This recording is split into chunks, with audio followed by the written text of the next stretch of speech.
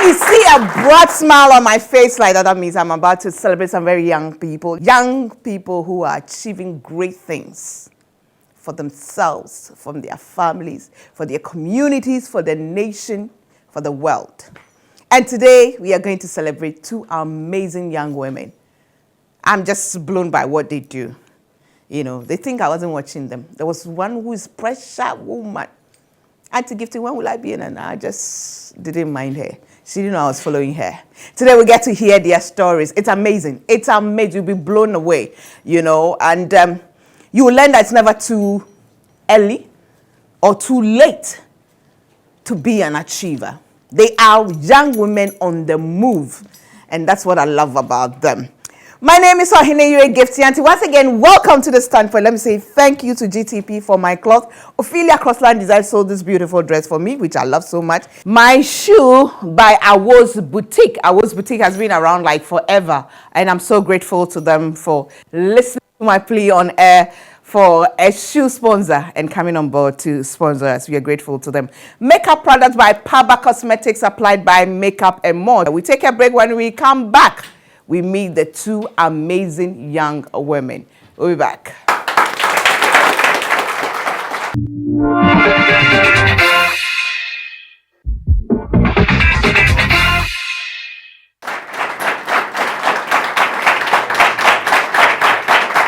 Welcome back to the Standpoint. Yes, today we are celebrating two amazing young women. Young, ambitious, full of energy, determination, and on the move. Young women on the move. Two of them. It's a program and a half. Let me say thank you to Eguzi Ghana for my beads. They took care of my earrings for today. Walmart Africa proudly sponsors the Standpoint. Walmart Africa, they produce fried oil cooking oil, and fried oil cooking oil is made from palm oil, so it's cholesterol free and it's fortified with vitamin A and certified by the Ghana Medical Association. You can't go wrong with that. They also are the importers of Fortune Rice. Fortune Rice comes in 3 variants. Yeah, the green package one, excellent for the soft dishes. Orange package one, if you want to do some wachi or something like that, that's perfect. But the wine package one, that one is long grain with the right aroma, and you see, you just need to go and get it. But hey, when you go to buy the Fortune Rice, just read what they are for. There's the green, there's the orange, and then there's the wine package one. So make sure you go for the right one. And I'll say thank you to African Women's Development Fund, AWDF. They sponsor African women's rights organizations across Africa. This program is aired on ABN TV, which is across Western Europe, parts of Canada, on Sky Channel 235. Our website, www.thestandpoint.com.gh, is powered by Dream Oval, and our YouTube channel, The Standpoint. You can always go there and have a review. Today, I have two young, beautiful women with me in the studio. All of them are called, in fact, both of them are called Princess. Amazing. It wasn't intentional. It just happens to be a coincidence. Now, Lady Reverend Princess Esinam Abiu, Steward of Redeemed Royal International. She is seated right next to me. Welcome to the Standpoint. Thank you, Mommy. Next to Lady Reverend Princess Esinam is Princess Setchere, founder, publisher, The Intelligent Lady, and Princess Setchere, a mission. My baby from another mother. Her mother gave birth to me for me, you know. Good to have you on the Standpoint finally. Thank you. Both of you. It's been too long in coming. Thank you. You're a reverend? Yes, Mom. Can I ask how old you are? Okay, my 30s. You are in your 30s? Yes, me. And when did you become a reverend? About 2 years ago, but my ordination happened last year. So you've been ordained? Yes, please. Really? Why did you decide to become a reverend? God spoke to me and I obeyed. Yeah, okay. So you went to Bible school? Yes, please. Which Bible school? Perez Ministerial College. Oh, okay. So you and Bishop Ajina Sari? Yes, please. Okay. Tell me about yourself. My name is Princess Abu, like you said, and a few years ago, I fell sick, and as I attended to my medicals and my medications, I also resorted to prayer. And in prayer, God You fell started. sick. What was wrong with you? Okay, I had high cholesterol issues. Okay. So I couldn't eat for months, and as a lady, my menstruation had ceased, and I easily became tired. And at the point, the doctors were not sure what was wrong with me. So test upon test, seizure of my menses, they said probably I was pregnant. And so most of the tests that they were conducting were centered on pregnancy and all that. But I knew at the time I wasn't pregnant. And so I was worried. I was in China at the time, and so they said maybe the change of the weather, it was cold and I wasn't used to it, so maybe. But then I was getting worried because little things I do, I easily got tired. So one doctor had a suspicion and he recommended me for a test. And then I went and undertook that test, and it revealed that my cholesterol level was so high, and that was what was causing the complications. But you don't look like somebody who used to be big. Were you big? I wasn't, and so I was surprised when the doctor said it, and the doctor started educating me on it. He said, most of the times it has to do with the veins. Somebody can be fat but has larger veins, and so it really doesn't bother them. But with tiny veins, it could easily get blocked. So that was what had happened to me. I was a bit bigger than I am now, but I wasn't so big. I had other friends that were so big, and so. But I had to understand that it was an issue with my veins. My veins were tiny, and I had to watch the foods I eat and all that. But at the time, I became so grateful to God because it had been months. It had taken a long time. The doctors became so scared for me. They started telling me all sorts of things, paralysis, heart attacks. And I was like, God, I mean, thank God they found out then. But before, anything could have happened to me during the time that, so I became so thankful to God. And I was like, well, the doctors traced family tree. My grandmommy has stroke. My daddy had stroke before I had traveled to China. So for them medically, it runs in the family. But I told God that... that's not my portion. Yeah. So whatever you would do to take... I was so grateful he had kept me all that while. But I didn't want to be on the medications in the first place. It had its own complications. So side effects and all that. yeah. So I went into prayer, and that was when I started talking to God. Before then, I really didn't know God. And I wasn't the type that went to church maybe every once in a year, 31st night. So I started praying, and I started telling God to talk to me and help me through my situation. So the medication in the first place, it was my boss that used to buy it for me. My salary couldn't have been buying those medications every week, monthly. So I said, no, God, do something about my situation. So he started talking to me, and he started opening my eyes to see. Before then, I wasn't the type that could dream. Even if I dreamt, I wouldn't remember my dreams. But into my prayer at those times, I started having clear dreams. And then God started taking me to the Word. I started reading. And then from the things that he revealed to me, I realized that I needed to be much more closer to God. You're getting emotional. Eh? It's been a journey. But the most important thing is you are here. Thank God. Thank God you are here Yeah. and alive. It's been how long, how many years now? That was in 2009, so that's been like 9 years. 9 years now. 9 years. And you're still going strong in the Lord. Yeah. We thank God. Your father's still alive? Yeah, my daddy is alive. And your mom? My mommy too is alive. Your mom too is alive. Okay. We'll get to what you do now. Because was it, I saw a program of yours on YouTube. Yes, please. Yeah, which network did that? Is it Dachivela? Yeah, it was Dachivela. Okay. Yeah. Princess! Auntie Ipsy, How were you? by His grace, I'm fine. I'm so proud of you. Thank you. So you're about to go to the UN? Yes. It's possible you address the UN? Possible. Wow. How did you get here? I'd say first grace. And basically following what you believe that you've been called to do, and staying true to what you're passionate about. And that's what I've been doing since 2012. I love community development with young girls and then women. So I actually started in my community. And I remember that you were my first guest. Remember back in 2012. As if I had a choice. So I gathered the young girls, and then I invited you to come speak to us, inspire us to achieve.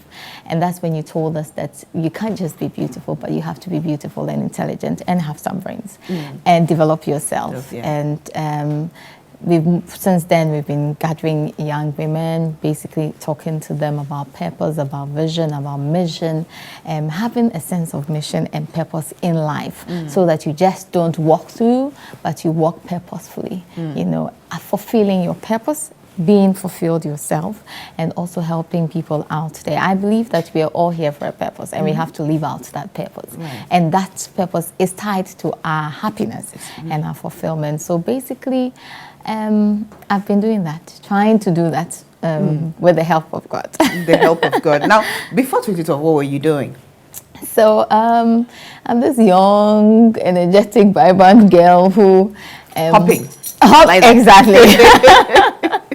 And from church, doing this and doing that. So through to uni, I think the discovery started in uni when I trained as a peer counselor. Which university did you go? University of Ghana. Oh, Ghana, okay. Yes, you trained as a peer counselor? Yes. Okay. So, and by Mr. Crawford. Okay. And he thought us as peer counselors, we are supposed to basically lead our peers, teach them and all that. So that's where I started. So my first group discussion was on my floor, Legon Hall, K Block. And then basically I pasted posters in the notice, on the notice board, and invited the young ladies there to come to my room. I was even patching, can you imagine? You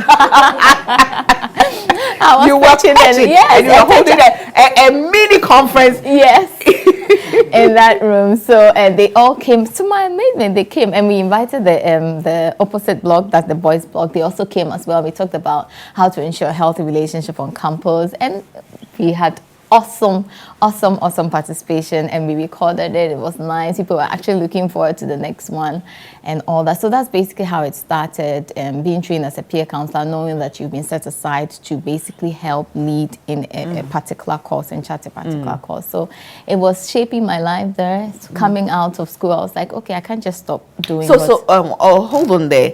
So it means that even to pursue your passion and your purpose, you need some training. You need some training. Yes. You just don't say that, okay, this is what I feel, so you jump to it and go and do it. No. And I'm very glad that I was trained. Yeah, and hold on. And the same thing with you, though you heard from God, you had a calling, you still went to school to study. You didn't just get on the street and say, I heard from God and therefore I'm a reverend, and prophesying and all that. You did train. Yes. Okay, good. Yes. So I hope you are listening. Yes. Pursue your passion and your purpose. You need some training. So how did you get into the media then? So it's amazing. So after school, I did the humanities, which is like political science and the normal courses you do in school, uni. So I came out and I did an attachment, I remember, in level 300 with AD house, AD space. They were then advertising for Tigo. Okay. So I wrote for an attachment, unpaid attachment. Just take me, let me learn, and then no payment. So they did. So for the long vac, level 300, moving to 400, I was on attachment with them. So they do media buying for Tigo, they do adverts as well. So that was my exposure into the world of media. Yes. So I then had to go back to school to level 400.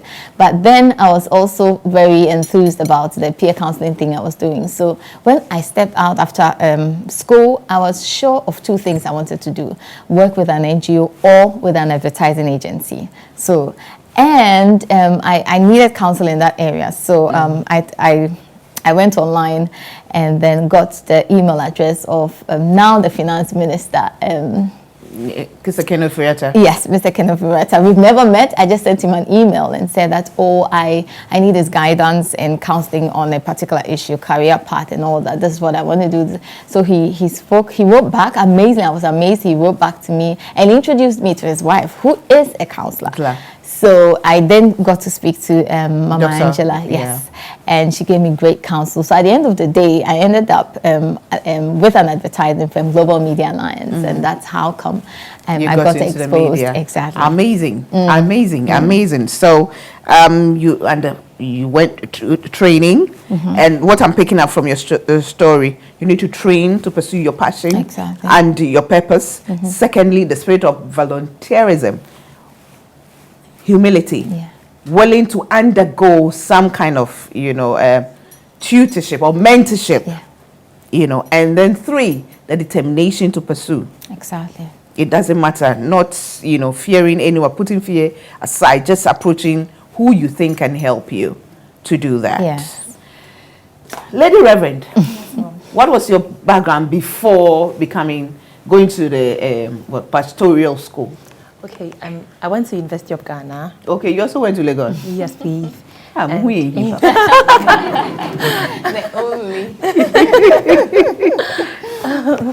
before that, I had my senior secondary school in Akosomo International School. So after that, in Lagos, I concentrated on public relations. Okay. I wanted the exposure of meeting people. So I did a lot of attachments from level 100.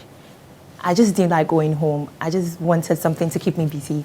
So even if I'm not on vacation, normal lecture times, I still worked. And I didn't mind whether I was getting paid for it, whether I was getting something from it. I just wanted to do something. There you go. So the similarities in there. No wonder you are where you are now. Willing to start from the very low level. And anyway, let me take a break and come back. When we come back, we'll look at what they are doing now. And yes, this is the standpoint. Let me say thank you to our supporters. Gogot Yogurt. I told you, I keep telling you that for a woman, yogurt is good for you. And if you're going to go for yogurt, go for Gogot Yogurt. Kasaprekon, they produce Awake Purified Mineral Water. And what I love about them is that every bottle of Awake Purified Mineral Water you buy, they make a contribution towards to the National Cardiothoracic Center. It's amazing. And then Royal drinks, the Royal Apple, and then the Royal Orange juice also from Casapreco Company Limited. Auntie Vera, Hearts of Foods, thank you. Mwah. Love you plenty. Cake Techniques, I love you plenty, plenty, plenty. I do appreciate all of you for your support. Thank you to Matamis for the port. Yep, cleaning services takes care of our environment. And listen, in July, the standpoint is going to be 10 years. Yes, 10 good years. It's just been by the grace of God. We'll be back.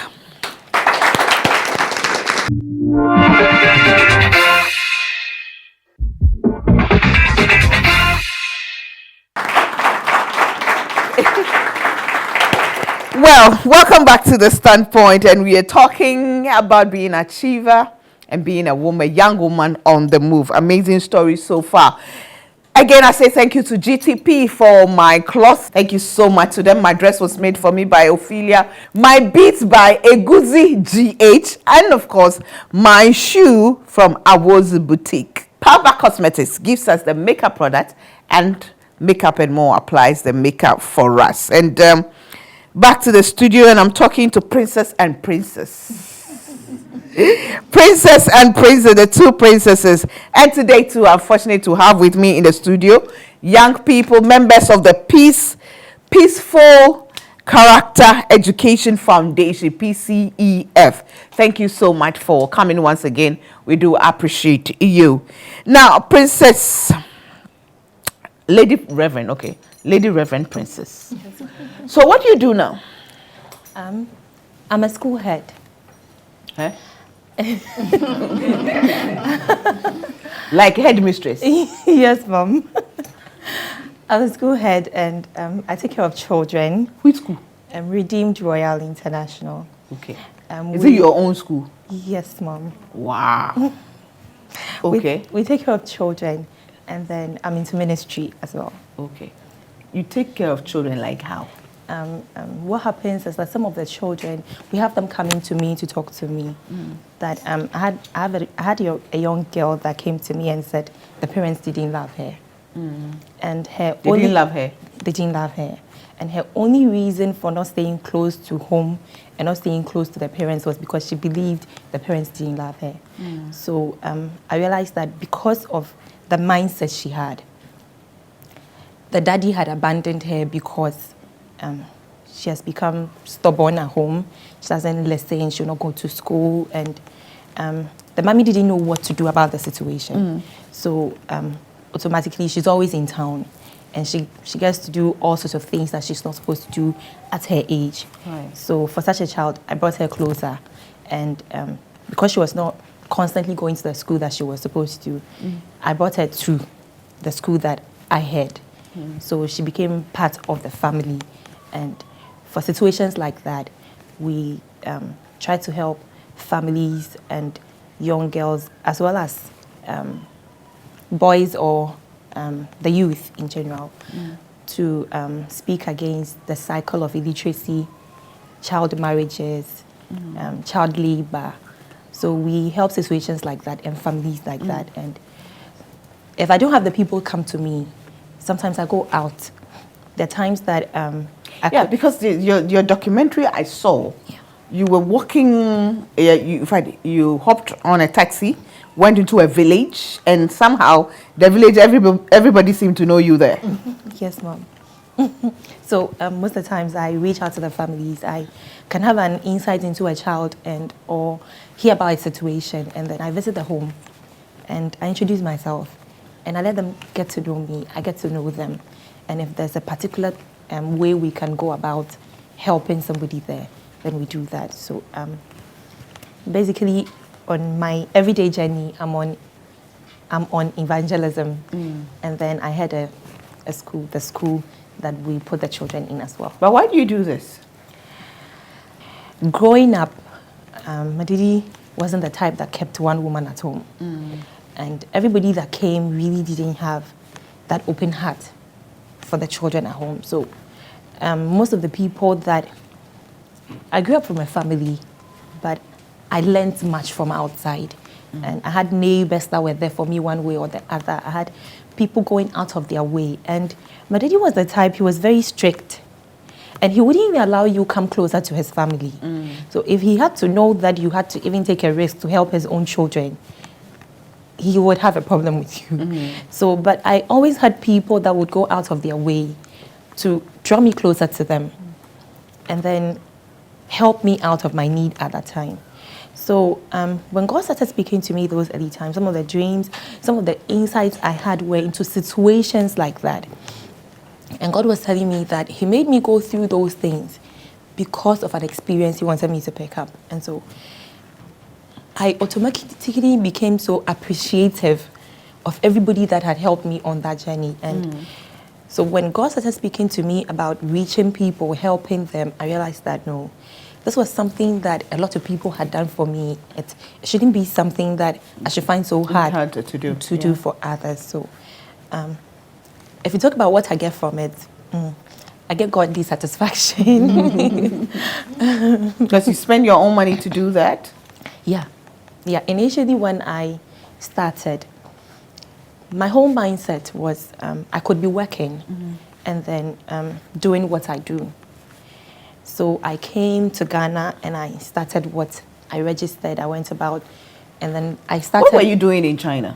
I was working for a company, Sino African Petroleum. Okay. They found me whilst you were working for Sino African Petroleum. And you left and you came to do rural community evangelism. My boss said I wasn't normal. In fact, I would have said the same. My boss said I wasn't normal, and up to today, my daddy still can't understand the decision I took. God spoke to me to come and take care of people, and he showed me the location to go to. So, but I didn't have the understanding that I was supposed to leave what I was doing. So I came back and started, and initially my boss didn't understand the whole concept. But when I had to run and ask for leave and come and start, it was like, seriously, if this is what you want to do, I'll support it. So he decided to be paying the staffs that we had, take care of the children's needs and everything. So I could comfortably work and then do what I was doing in Ghana. But then things started going wrong. The finances was there, but there was no peace. Staffs were fighting staffs. Every day I would be receiving phone calls, and I started becoming worried. So I went to God in prayer and I was like, if you asked me to do this, provision is being made. Why should these things be happening? And so God said, if he asked me to do it, am I doing it the way he wants it to be done? I'm like, God, how do you want this thing to be done? He said, he needs me to be there for the children. That was the toughest decision, one of part of the toughest decisions I had to make. Because if you are the one who's been given the vision, the carrier of the vision, how do you people cannot understand your vision or your ministry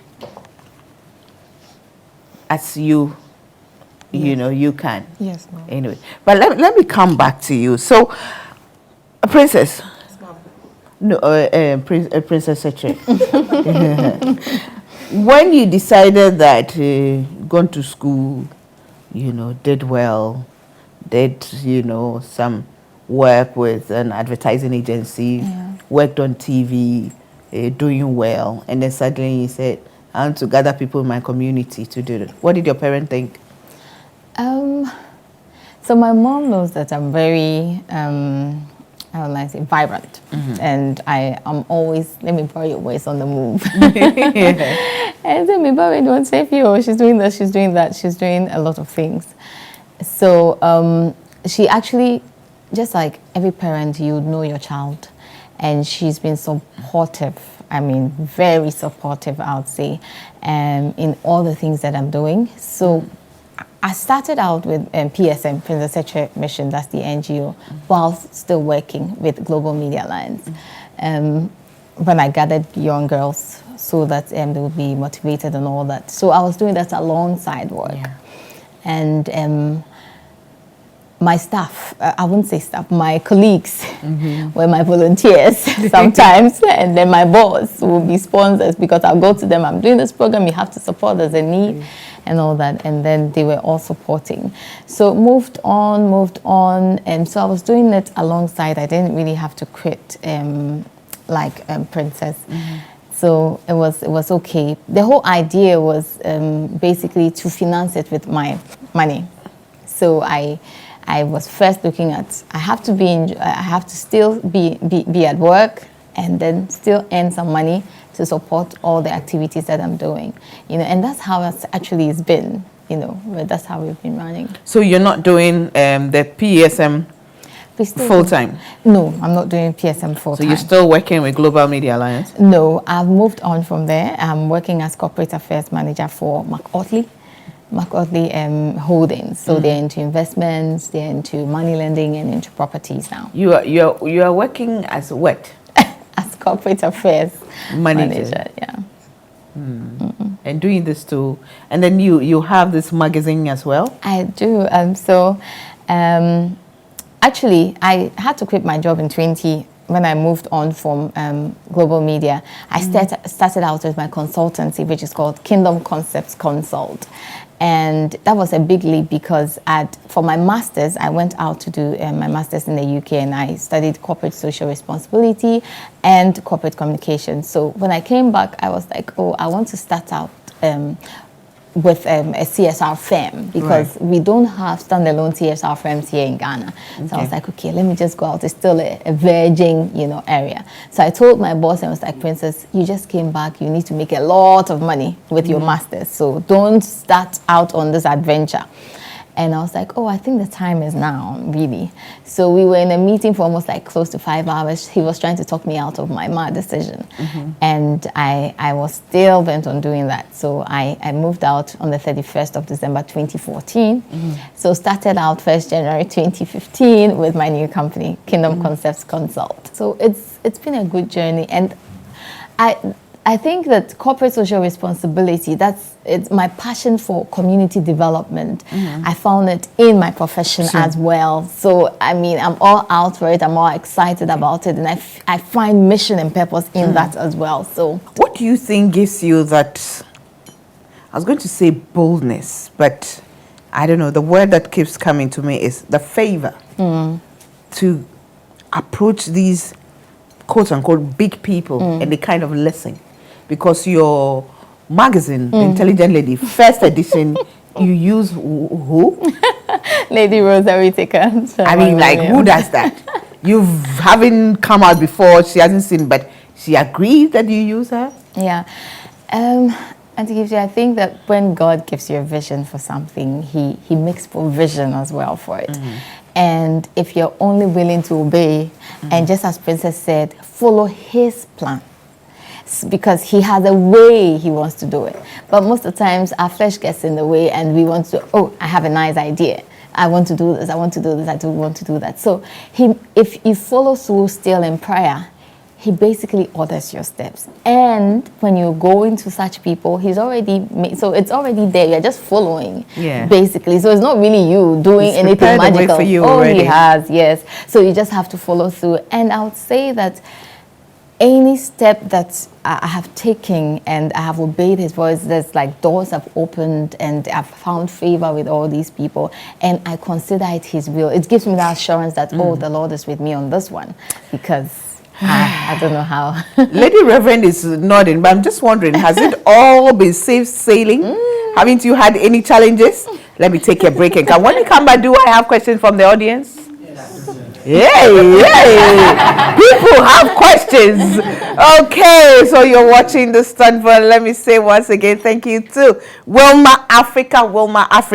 They produce Frital cooking oil, which is made from palm oil, which is cholesterol free. That makes the oil cholesterol free, and it is fortified with vitamin A and endorsed by the Ghana Medical Association. They are also the importers of Fortune Rice. As you know, Fortune Rice comes in 3 variants. Green Vietnamese pack for soft dishes, the orange KDM pack, which is medium grain for dishes that aren't too soft, and then wine pack is from Thailand. It has extra aroma and also long and single grain, and you know that would do for jollof, right? And the fried rices and whatever it is. So whatever your preference, Fortune Rice is the one for you. Just make sure you go for the right one. We are also sponsored by African Women's Development Fund, AWDF. Thank you to ABN TV on Sky Channel 235, who also rebroadcast The Standpoint. Our website, www.thestandpoint.com.gh, is powered by Dream Oval, and our YouTube page, The Standpoint. Visit there as often as you can. We'll be back.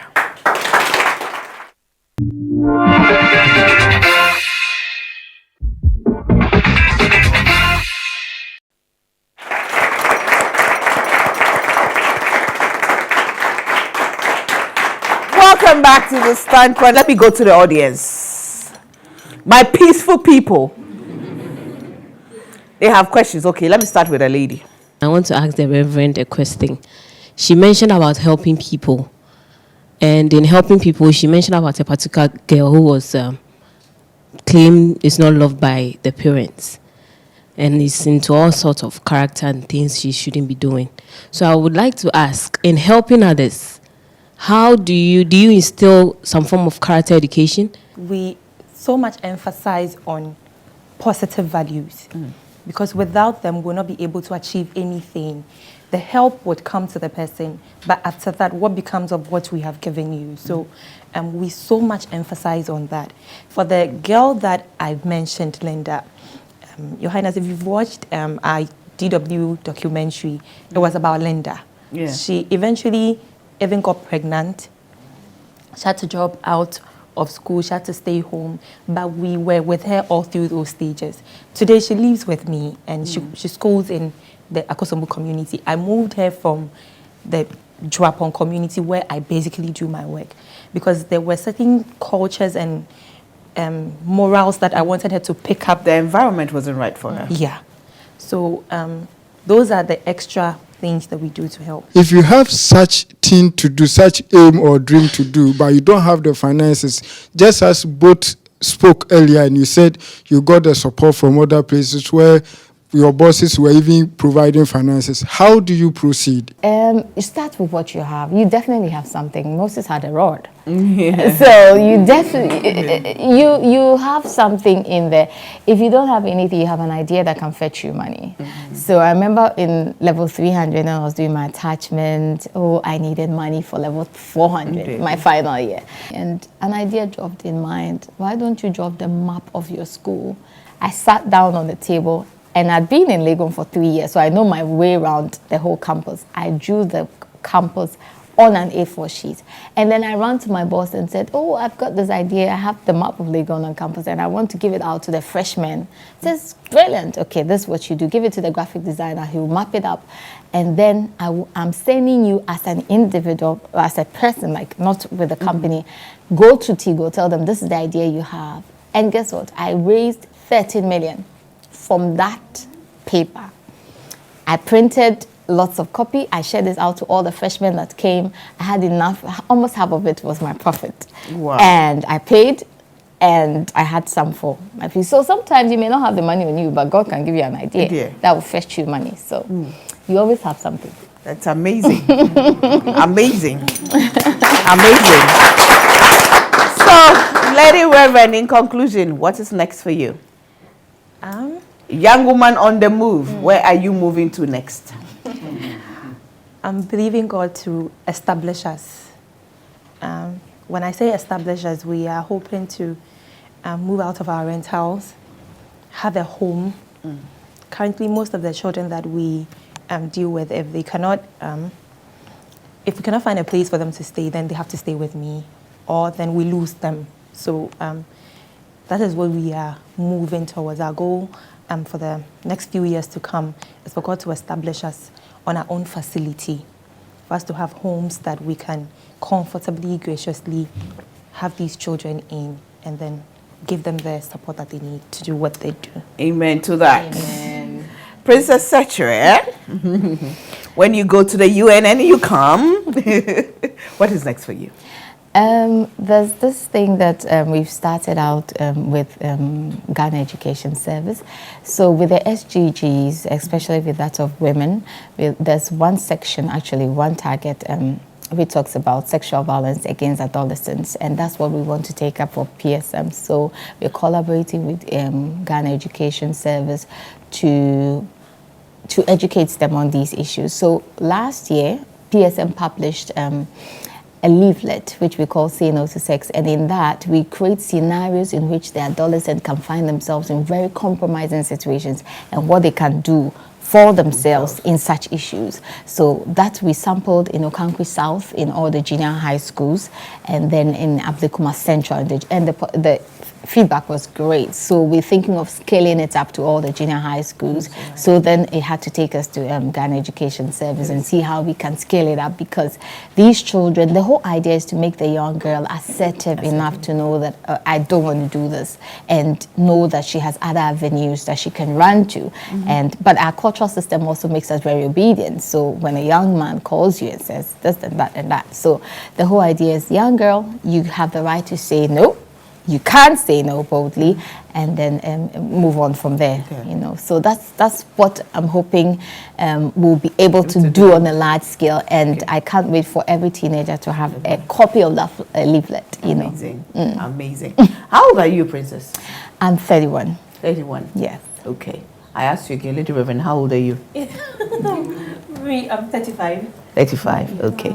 So, haven't your parents asked you, what are you doing? When are you getting married and going to have the babies? Well, I got a perfect I am waiting for my grandchildren, you know. Well, I think I've got a perfect example. I said, oh, look at Ohenere. She is an inspiration.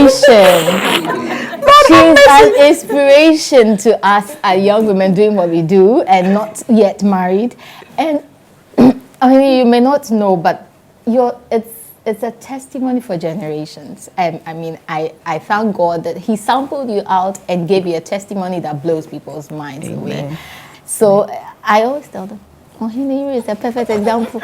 I'm not saying that I'm waiting till that time, but I always say that. Thank God! I'm not waiting. It's tough for raising a baby at age 48, you know. Yeah, but basically, it will happen at the right time. It will. Amen. Happen at the right time. Amen to that. I pray that in all that you do and achieve, at the end of the day, may people see God in what you're doing and where He's taking you. Thank you so much for sharing your stories. Really appreciate it. I'm really proud of you. Thank you. I'll be back with a bit of me.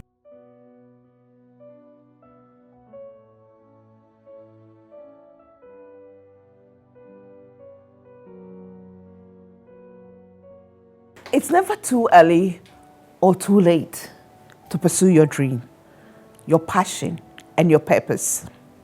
Most young people today, the biggest problem they have is identifying their purpose. There's so much going on that sometimes they get confused. They don't know what they want to do, what they're really passionate about. They just go with the wind. Today is this, so yes, everybody is following it. Pursue your dream. Identify your purpose. Identify your purpose. Find out what you're passionate about and pursue it. Yes, it's not an easy journey. It's tough. It's tough. But the satisfaction I have is a number of people who meet me and tell me that, Gifty, the show you did helped me. Auntie Gifty, it's because of something you said, the person you brought on the show. It's amazing. Sometimes when I'm really down, I feel like giving up. You meet somebody who tells you that, Gifty, as for your show, you can't give up. Oh, when you give up, you know, you are letting a whole lot of people down. That puts a little bit of pressure on you, but it's a good pressure. It's a good feeling. There's something about pursuing your purpose and your passion that money cannot buy.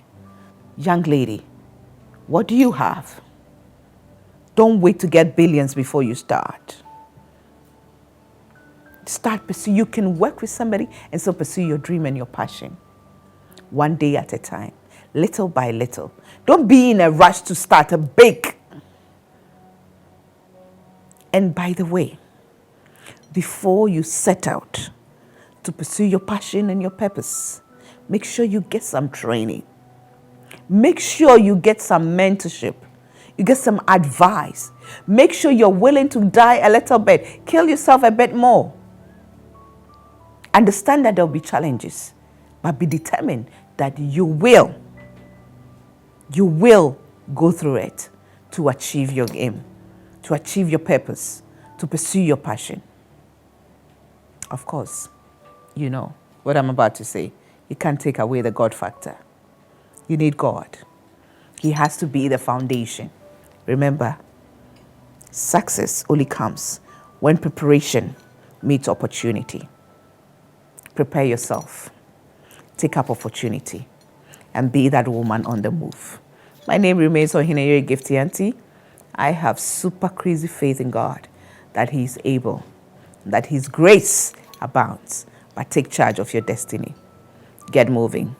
Thanks for watching. See you same time next week. Bye for now.